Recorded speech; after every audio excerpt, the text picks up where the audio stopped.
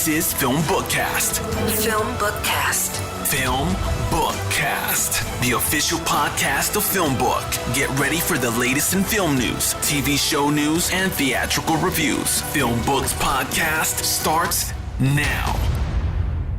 Hello, and welcome to FilmBookCast, the official podcast of FilmBook. I'm Kevin Allen. If you're tuning into FilmBookCast for the first time, welcome, and thank you. If you listened before, welcome back and thank you. I'll be talking about film and TV news, including a new sexual abuse lawsuit against imprisoned former movie producer Harvey Weinstein. Venice's International Film Festival is on for early September. Cobra Kai, the TV series follow-up to the Karate Kid movies, may be leaving YouTube. Plus, Ruby Rose weighs in on her decision to leave Batwoman, and John Krasinski speaks out about his decision to sell some good news.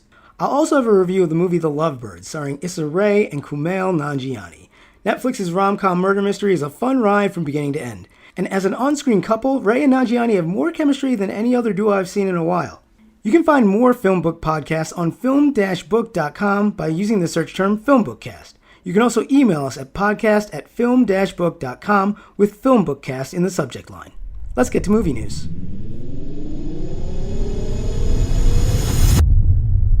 Four women have filed a sexual abuse lawsuit against disgraced former movie producer Harvey Weinstein. The unidentified defendants filed their case in New York on Thursday. According to Deadline.com, the lawsuit, which also names the Walt Disney Company and Bob Weinstein, Harvey's brother, as defendants, claims Harvey Weinstein raped a 17-year-old in New York City back in 1994. The suit also alleges Weinstein held another woman in his hotel room against her will during the 1984 Cannes Film Festival. A third woman accuses Weinstein of raping her at a New York hotel in 2008. A fourth woman claims Weinstein assaulted her during the 2013 Venice Film Festival. So far, Weinstein's representative have not commented on the suit. A spokesperson for Disney said in part, "There is absolutely no legal basis for claims against the company, and we will defend against them vigorously." Weinstein was convicted on felony sex crime charges earlier this year. He's now just a few months into a 23-year sentence, following years of accusations that fueled the global Me Too movement. A retelling of the Greek tragedy Antigone has won top honors at the Canadian Screen Awards. Antigone, which is written and directed by Sophie D'Arras, won Best Picture, as well as Best Actress, Best Supporting Actress, Best Adapted Screenplay, and Best Editing. D'Arras' version is set in modern-day Montreal and focuses on a family of refugees. The Canadian Screen Awards are Canada's equivalent of the Oscars. It's not clear when Hollywood will start making TV or movies again, but Australia is outlining what it will take for its film and TV industry to get back to work in the wake of the COVID-19 pandemic. According to Deadline.com, the 41-page guideline document covers everything from personal protective equipment to social distancing, risk management, and insurance. The Australian Screen Sector Task Force says the guidelines are a living document and will evolve over time as best practices develop. The Venice International Film Festival will be held as scheduled from September 2nd through the 12th. Earlier this week, the governor of the part of Italy where the festival is held confirmed the festival will go on, but he admits there will probably be fewer events than usual. Despite the confirmation of the date, the film festival officials have not released any specifics on what it would look like, but the festival has already said it will not be going the virtual route. The Venice International Film Festival is the longest-running film festival in the world. More news from the Film Festival beat. We Are One, a global film festival, has begun. The festival is a partnership between the Tribeca Film Festival and YouTube that aims to bring the film festival experience home to everyone during this time of social isolation. Over 100 films are being streamed ad-free over YouTube through June 7th. Viewers will have the option to donate to multiple aid groups and COVID-19 relief efforts during the festival's run. Much like the video game that spawned it, the Sonic the Hedgehog movie will get at least one sequel. Deadline reports that Paramount and Sega Sammy are developing another theatrical adventure for the super-fast Blue Hedgehog. Jeff Fowler will return to direct from a screenplay by original scribes Pat Casey and Josh Miller. The first movie tells the story of Sonic embracing his newfound home on Earth. Ben Schwartz, James Marsden, and Jim Carrey were the headliners. I actually saw Sonic in the theaters before the coronavirus lockdown. If you're willing to grant the movie's very thin premise, it's a fun kids movie. So I'm not surprised to hear a second one is on the way.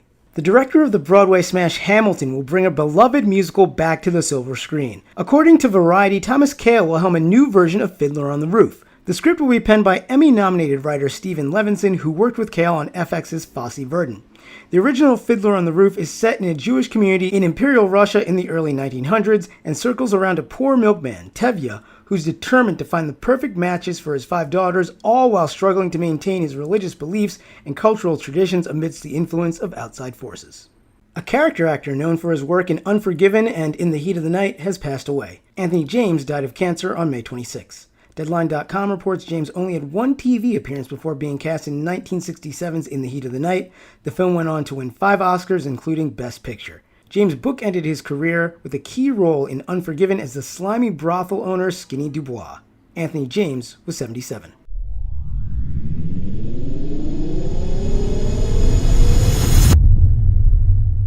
Let's turn to movie trailers. They're not the heirs, but they're destined to protect the throne. It was me, the second-born, who was chosen to protect our kingdom. Peyton Elizabeth Lee stars as Sam, a young princess who, while attending an elite academy, learns she is part of a secret society of extraordinary second-born royals.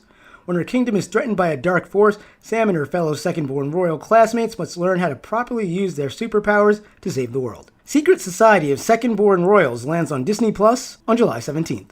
Actor Thomas Jane stars in a new crime thriller that looks similar to Training Day. People sleep peaceably in their beds at night because rough men stand ready to do violence on their behalf. Bulletproof follows 2 LAPD officers as they hunt down a pair of cop killers. Luke Kleintank stars alongside Jane, and the film was produced by Alec Baldwin. Bulletproof comes out through video on demand on September 7th. A reclusive writer suddenly finds herself watching over a young evacuee from London during World War II. Life is not kind. Anguish is inevitable. What matters is how you deal with it. Gemma Arterton stars in the Jessica Swale-directed Summerland. A new trailer came out this week. Summerland's synopsis calls the film an intensely emotional story of love's endurance in trying times. Summerland will be available on video-on-demand services on July 31st. A former beauty queen wants her daughter to follow in her footsteps. Why you making me do it? Didn't do nothing for you. Miss Juneteenth stars Nicole Bahari as a pageant winner turned single working mom who wants her daughter to have the life she imagined for herself but never achieved. Miss Juneteenth will land on video-on-demand services on June 19th. Alright, time for some TV show news.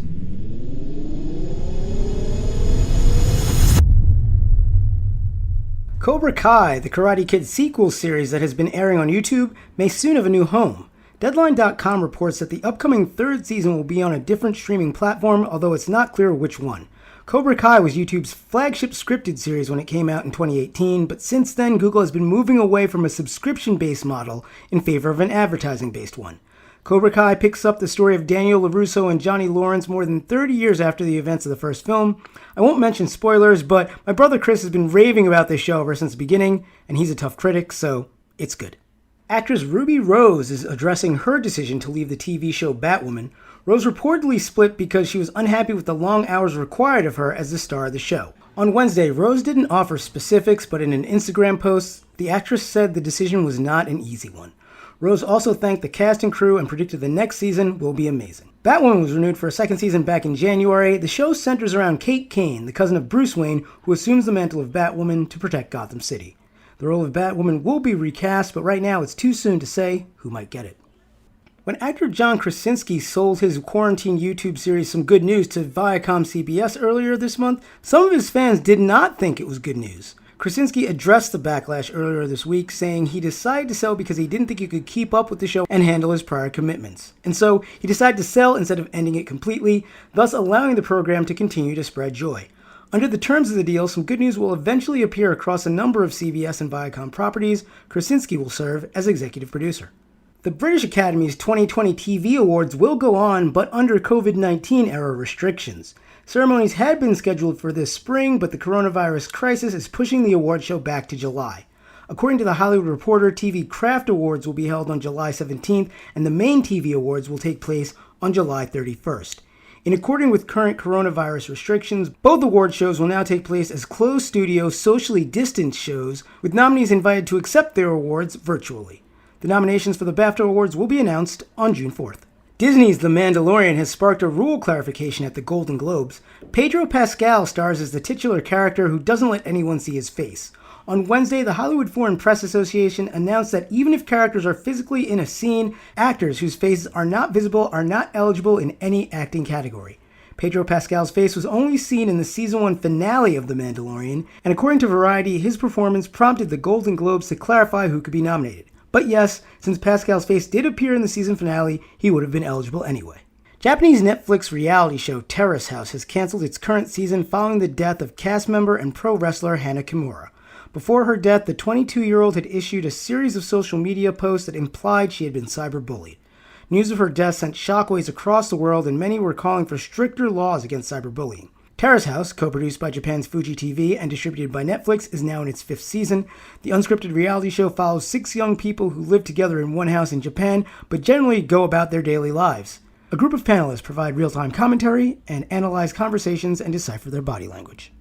Jimmy Fallon has apologized for appearing in a blackface sketch during his days at Saturday Night Live. A clip from 2000 that shows Fallon pretending to be Chris Rock started making the rounds on social media earlier this week. Fallon, who's now the host of The Tonight Show, said in part, "I am very sorry for making this unquestionably offensive decision, and thank you all for holding me accountable." The outrage over the old clip comes about a year after SNL aired a sketch mocking white people's attitude towards blackface. The TV world is mourning the loss of 2 longtime performers. Marge Redmond, who played Sister Jacqueline on TV's The Flying Nun and later became known as the spokeswoman in Cool Whip commercials, passed away this week. According to Deadline, Redmond appeared in 80 episodes of The Flying Nun, which ran from 1967 to 1970 and starred Sally Field. Redmond served as the show's narrator in addition to her acting and received an Emmy nomination after season 2. Marge Redmond was 95. And character actor Richard Hurd has also passed away. Hurd was recognizable as Mr. Wilhelm on Seinfeld and Captain Sheridan on T.J. Hooker. He also appeared in such notable films as All the President's Men and The China Syndrome. Richard Hurd died from cancer-related causes on Tuesday. He was 87.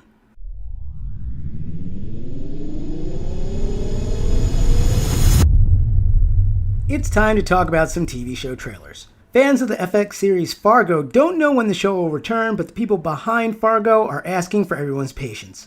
A new trailer for Fargo Season 4 shows star Chris Rock and Glynn Turman patiently waiting for someone or something. When the show does return from its coronavirus-related production shutdown and makes it to air, Rock promises the 4th season will be big. For those of you unfamiliar with the show, Fargo is an anthology series focusing on various tales of murder and deception in and around Minnesota. Netflix's Dark returns for its 3rd and final season next month. A newly released trailer asks, will the loop finally be broken? Dark revolves around the mysterious disappearances of 2 young children, which eventually leads 4 families on a desperate search for answers. It's a time travel conspiracy that spans over several decades, from 1953 to 1986, to a possible apocalyptic near future. Dark Season 3 premieres on June 27th. A TV show inspired by the movie Love, Simon is coming to Hulu. Love, Victor follows a new arrival to Creekwood High School, the same school where Love, Simon took place. I was excited to start over. I thought I'd finally get the chance to be myself, or at least figure out who that even is. When potential new friends start grilling Victor about his identity and sexuality, Victor turns to Simon for help navigating the challenges of self-discovery. So it's more of a reboot or a retelling or retooling than a sequel. Love, Victor premieres on June 19th. A new series on Quibi thinks the music business shouldn't take itself too seriously. Let me get this straight. You wanted to feature every musical genre that has ever been, you want it in one song. Yeah, but keep it simple. Royalties is a satirical look at the songwriters behind the world's biggest hits. The show follows songwriting duo Sarah and Pierce as they navigate the world of high-powered artists and music labels. There's a ton of star power in the trailer, so you'll probably recognize a few faces if you check it out. Royalties debuts on Quibi on June 1st.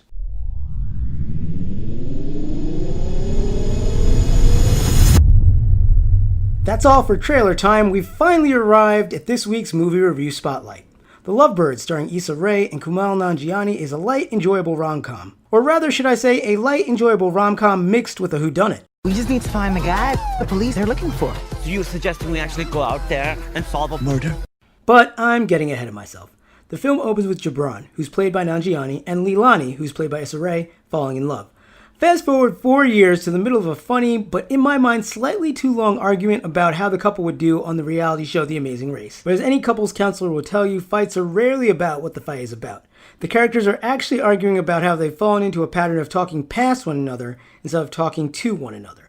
And it's not because Gibran and Leilani don't care about each other or even don't listen. It's more about how they view and engage with the world in completely different ways. Anyway, Gibran and Leilani break up in the car as they're driving to a friend's party. Unfortunately, they also hit a cyclist along the way and get carjacked by a man posing as a cop who then runs over that same cyclist multiple times to make sure he's dead. Thus begins the one really bad night device we've seen in many movies many times before. That's not a criticism, it's just an observation. Because they're afraid that the cops won't believe their story, Gibran and Leilani spend most of the movie on the run trying to find the carjacker. Along the way, they uncover a wild conspiracy that takes them all across New Orleans. Hijinks include a car chase, a handful of escapes, a few comedic fight scenes, and a running gag that has a predictable conclusion, but still feels satisfying when you see it.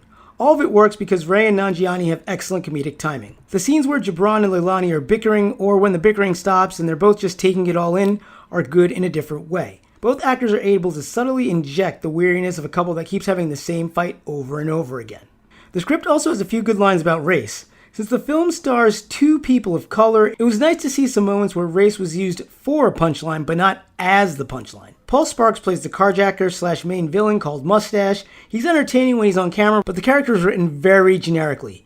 Even his monologue near the end of the movie about why he did it doesn't provide more insight than you'd expect from a Scooby-Doo bad guy. The Lovebirds was directed by Michael Showalter, who directed Nanjiani and The Big Sick. You may also recognize his name from Wet Hot American Summer, Stella, and The State. The Lovebirds isn't nearly as sweet as The Big Sick, but it isn't trying to be. The film has some good laughs and a couple with chemistry that you'll actually want to root for. In the end, that's a win in my book. You can catch The Lovebirds now on Netflix. Thank you for listening to this episode of FilmBookCast. You can find more of my work on film-book.com. Just search for Kevin Allen or FilmBookCast. You can also find me on Twitter at KAllenNYC. If you listen to this podcast on iTunes or another podcast service, please rate and review this episode. If you're listening to this podcast on our YouTube channel, FilmBook Podcast, please like our video, subscribe to our channel, and leave us a comment in the comments section. It helps other people discover our podcast. Please also consider becoming one of our patrons on Patreon at patreon.com/filmbook. Your support helps us create more engaging content. You'll find our Patreon link below in the description. If you want to tweet about this podcast, use the hashtag FilmBookCast. Tune in next week for a new episode of FilmBookCast. Thanks for listening. I'm Kevin Allen. And remember, you're the star of your own movie. Don't be afraid to shine.